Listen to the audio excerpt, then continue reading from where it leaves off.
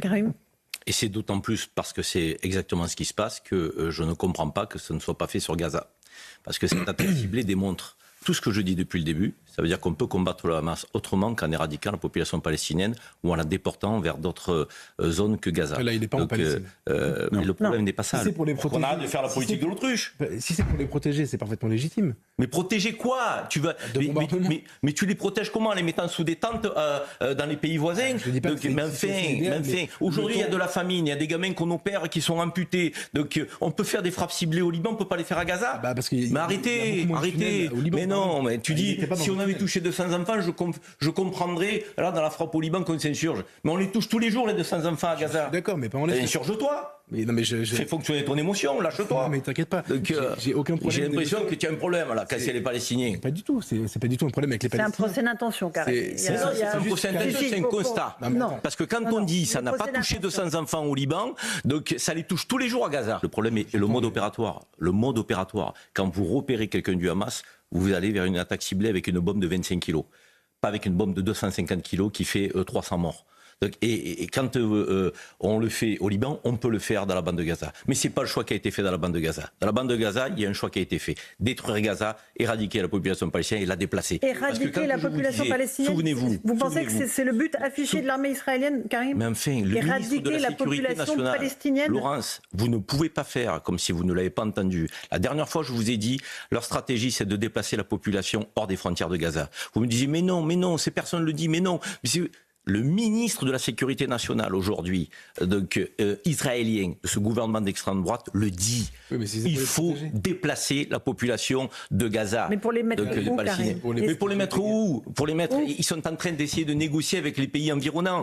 Enfin, tout le monde le lit, tout le monde le voit. On ne peut pas le dire sur notre plateau. Et moi, j'aimerais effectivement qu'on mette les enfants, je dirais qu'on les traite de manière égale dans notre émotion. Je veux dire, un enfant israélien, un enfant libanais, un enfant palestinien, c'est un enfant. Et la différence... Prenons-le ça quand même. En l'occurrence, il était réfugié. Il était au Liban parce qu'après une condamnation, il avait obtenu le droit d'aller là-bas. Il fallait qu'il quitte. Qui s'exile. Donc il s'est exilé au Liban. Et au Liban, manifestement, ce monsieur qui a été assassiné, qui a été tué, n'avait pas la possibilité de se cacher sous une école maternelle. Je pense que ça fait une grosse différence avec Gaza. Mais tu détournes le sujet. Je suis en train de te parler d'une traque qui prendra du temps et qui doit être ciblée pour éviter de tuer des femmes et des enfants.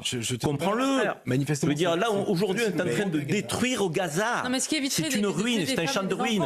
Et le Hamas est toujours là. Demandez au chef du Hamas qui se terre à Gaza, M. Sinwar, de se rendre, par exemple. Mais arrêtez, vous parlez comme si on était dans une approche rationnelle. On parle de terroristes. Oui. Vous vous attendez quoi des terroristes? Qui fassent preuve d'humanité, alors ne les traitez pas de terroristes. Non, mais le préalable à votre raisonnement, c'est d'abord de demander au Hamas, vous demandez des choses qu'à Israël, demandez aussi au Hamas de faire des efforts peut-être. Mais ce que vous dites ne tient pas la route. À partir du moment où on a affaire à un groupe que vous qualifiez de terroriste, si on met le mot terroriste à ce groupe, c'est que vous convenez qu'il ne fonctionne pas comme vous et moi. Oui, tout à fait. Bon, s'il ne fonctionne pas comme vous et moi, on peut espérer qu'un gouvernement qui se dit démocratique va fonctionner comme vous et moi, en respectant le droit international. Ça s'appelle Israël. Or, aujourd'hui, le droit international est bafoué, on est sur des crimes de guerre.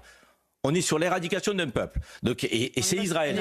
Alors, je vais vous dire, à un moment donné, mais si, depuis le début, on me dit c'est pas l'éradication d'un peuple. On a bombardé le nord, on leur a dit allez dans le sud. Ils vont dans le sud, on bombarde le sud. Les enfants sont amputés, donc avec un demi-cachet antidouleur. Tous les jours, ça arrive. MSF nous le dit, donc les ONG nous le disent. Arrêtez de dire mais c'est les chiffres du Hamas. Mais Gaza est détruit et on veut déplacer ces populations. On fait comme si on ne le voyait pas. Pour l'instant, où est la voix de la France, mon pays? Où est la voix de la France pour dire stop à ce massacre, à ce carnage? Macron demande totalement faux. Quand au Yémen, des gens se font massacrer, on n'entend pas trop de commentaires. Quand les Ouïghours se font mettre dans des camps par les Chinois, on n'entend pas trop non plus les pays arabes. Quand c'est pas le problème des pays arabes, la Palestine. Donc le monde entier censure. Mais non, c'est pas le problème des pays arabes. Mais si, pour une raison. C'est un problème humanitaire, c'est un problème humain. On n'entend peut-être pas suffisamment la voix de la France en ce moment, mon cher Karim, mais on n'entend pas non plus la voix des pays arabes qui sont voisins de la bande de Gaza. Vous entendez beaucoup le président égyptien, vous entendez beaucoup le roi de Jordanie. Mais vous savez très bien aujourd'hui qu'il y a un pays qui peut arrêter ça s'appelle les États-Unis. Oui, vous le savez. C'est pas comme si vous le saviez pas.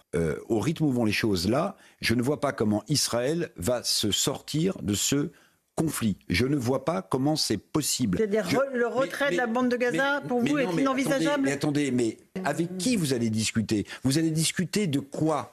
Sinon, Israël ne sera jamais en paix. Donc le Hamas veut la destruction d'Israël, très bien. Mais ensuite, qu'est-ce que vous faites des Palestiniens de Gaza? Vous leur donnez un État, vous négociez, vous ne négociez pas avec qui? On a l'impression que Netanyahou gagne quand même un peu de temps pour se maintenir au pouvoir et que derrière, il n'y a pas de solution politique. Or, il en faudra une. Et il y a le sort se termine par une négociation. Aussi des otages, parce qu'il y a encore plus de 130 personnes qui sont otages du Hamas.